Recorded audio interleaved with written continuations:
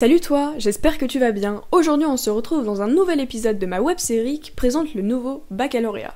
On se retrouve donc pendant 2 mois, tous les mercredis et tous les vendredis, pour une vidéo à 18h sur une spécialité. Bref, je ne me connais peut-être pas encore, mais je m'appelle Julie, j'ai 16 ans et je viens de terminer ma première générale en spécialité mathématiques, physique et SVT. Grâce à la participation de mes amis, j'ai pu te réaliser une série de vidéos qui présentent chaque spécialité proposée par l'éducation nationale dans le nouveau programme du baccalauréat. Cette vidéo s'adresse donc plus particulièrement aux futures premières qui ne savent toujours pas dans quoi s'orienter. Cette vidéo est aussi disponible sur toutes vos plateformes de streaming pour pouvoir l'écouter sous forme de podcast. Si toi aussi tu es en première générale et que tu fais la spécialité Histoire des Arts ou Langue, Littérature et Culture de l'Antiquité, n'hésite pas à me contacter sur Instagram ou par mail si tu souhaites participer à une de mes vidéos. Aujourd'hui, nous retrouvons Alban qui va nous parler de la spécialité biologie-écologie. Attention, cette spécialité est uniquement disponible dans les lycées agricoles. Bonjour. Bonjour. Alors vas-y, dis-toi, dis tes spé et voilà. Ok, je m'appelle Alban, je passe en terminale spécialité biologie, écologie, physique, chimie, maths complémentaire. D'accord. Et j'étais en première jusque-là en spécialité biologie, écologie, maths et physique. Donc aujourd'hui tu vas nous parler de la spécialité biologie-écologie. Parle-nous un peu de cette spécialité qui existe que dans les lycées agricoles. Parle-nous un peu des principaux thèmes donc en biologie et en écologie. Surtout sur par exemple les plantes. On a des différences surtout avec les autres lycées, c'est qu'on n'a pas de géologie. Oui c'est ça. On a on a tout le reste, on n'a pas de géologie. Et on est bien plus basé sur le vivant. Ah oui. Et, sur le développement du vivant et sur le vivant.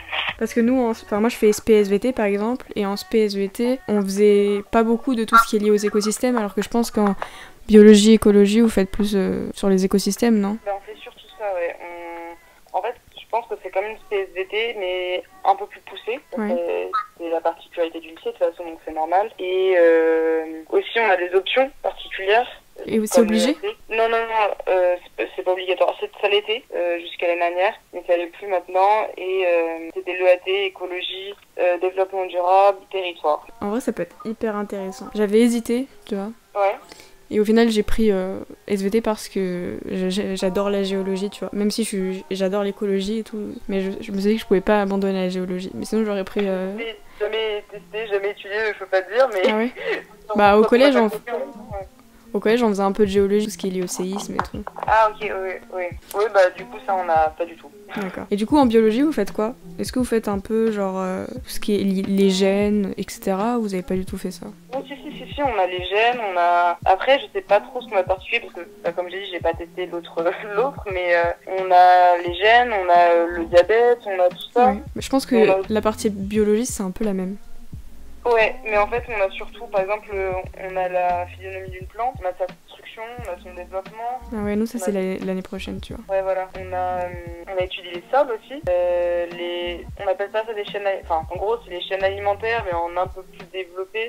C'est ça qui est une simple chaîne alimentaire. Et voilà. D'accord. Les prédateurs. Je sais pas si vous avez tout ça, du coup, mais... Voilà. Les plantes, c'est plutôt l'année prochaine, d'après ce que j'ai compris. Enfin, voilà. Le déroulement des cours, donc tu m'as dit que vous, c'était pas 4 heures? De la bio, alors là, on a là. Je regarde mon programme. Dans l'emploi du temps, par semaine, vous avez pas genre 2 heures de cours et 2 heures de TP? Nous, on avait... Ah, ça dépend d'expérience à faire ou pas. En fait, on n'a pas des heures de TP définies. On fait un TP si on a besoin de faire un TP. Ok, ouais, je vois. Alors que nous, c'est vraiment... Enfin, on fait souvent des TP, surtout en SVT. Ça dépend en fait, ouais. D'accord. Mais je regarde mes heures, ce que j'ai. Ok, bon, on reviendra après dessus si tu trouves l'information. Le niveau attendu en fin de première, je pense que c'est un peu comme en SVT, il faut savoir raisonner surtout, savoir comprendre des documents. C'est pas tant les connaissances qui comptent, même s'il faut en avoir. Je pense que c'est plus le raisonnement. Et ouais, on a des contrôles un peu spéciaux, je sais pas si c'est spécial ou pas, mais en gros, parfois, on nous donne juste des documents, un thème, et on doit faire genre une question sur... on a une question sur 25 listes, et on doit développer sur 4 pages qu'on sait de tout ça. Ouais, nous, on a des études de documents, mais c'est pas aussi grand. C'est en une page et demie, c'est pas autant. D'accord. Du coup, les devoirs. Est-ce que vous avez beaucoup de devoirs à faire à la maison? On appelle pas ça devoirs, on appelle ça des activités. Ouais. Pareil, c'est de l'étude de documents. On a D'accord. énormément de recherches de documents, ou même de recherches parfois. À la maison, vous avez beaucoup de devoirs le soir, entre 2 cours? Ça dépend des matières, mais en bio, je pense qu'on en a raisonnablement, quoi. Okay. On a souvent après chaque cours, on a souvent une activité à faire. Les débouchés, bah là pour le coup il n'y a pas, par rapport à l'aspect SVT, y a toute la partie géologie, ça peut pas marcher, donc tout ce qui est lié MMA. Bah, ça dépend. Ah ouais? Ouais, c'est plus l'écologie en fait. Par exemple, je sais qu'il y a un truc à Beauvais qui donne sur les études de géologie et j'avais demandé, on peut y aller. Parce qu'en fait, la géologie qu'on apprend au lycée, c'est pas du tout la même qu'on apprend en études supérieures. Ouais, en fait, c'est juste le délire d'avoir fait SVT ou biologie écologie qui donne accès en fait à ce genre d'études. Pourquoi tu l'as choisi? Parce qu'en fait j'ai choisi mon lycée de base pour pas aller dans un cursus banal entre guillemets et que c'est la seule qu'on a, donc on n'a pas d'autres options. D'accord. À proposer. Mais après ça te plaît quand même, pour avoir fait maths, physique, biologie, écologie, c'est que t'es quand même un peu passionné par ça t'intéresse? Enfin c'est l'équipe, moi j'ai redoublé, donc de base j'ai fait l'équivalent d'un bac S. Ah oui d'accord, ok. Ah oui, il y avait un bac S, enfin... Oui, c'était un bac, en fait dans notre lycée on a un seul bac général, le bac S, et tous les autres c'est des bacs professionnels, biologiques. Il y a pas un truc genre bac techno, développement durable et tout? C'est de la STAV. Est-ce que tu la conseilles et à quelle personne tu conseilles? Des gens qui s'intéressent beaucoup à la nature, qui n'ont pas peur aussi d'aller en extérieur, parce qu'on fait beaucoup d'expériences en extérieur. On fait des tests, par exemple on va aller poser des pièges à insectes, on va aller faire ce qu'on appelle, en gros on va aller compter le nombre d'espèces par mètre carré dans la forêt, on va aller... on a beaucoup d'activités en extérieur, donc faut pas avoir peur de salir ou des choses comme ça. Faut aimer l'extérieur, faut se passionner pour par exemple la nature ou les animaux, la faune et la flore. Est-ce qu'il y a beaucoup de personnes dans ta classe qui sont très engagées dans tout ça, dans tout ce qui est écologie? Dans l'écologie, dans le lycée de manière générale, il n'y avait que ça. Les marches pour le climat, on avait des convois qui partaient de notre lycée. Ah ouais, non. Ah ouais, non mais ça c'est trop stylé par contre. Ouais, voilà. Si l'aspect est abandonné, comment ça se passe? Enfin, après je pense que les personnes l'abandonnent pas, mais imaginons qu'elle soit abandonnée. Je connais pas beaucoup de personnes qui abandonnent l'aspect bio. Et comment ça se passe? Tu sais pas du tout comment se passent l'épreuve?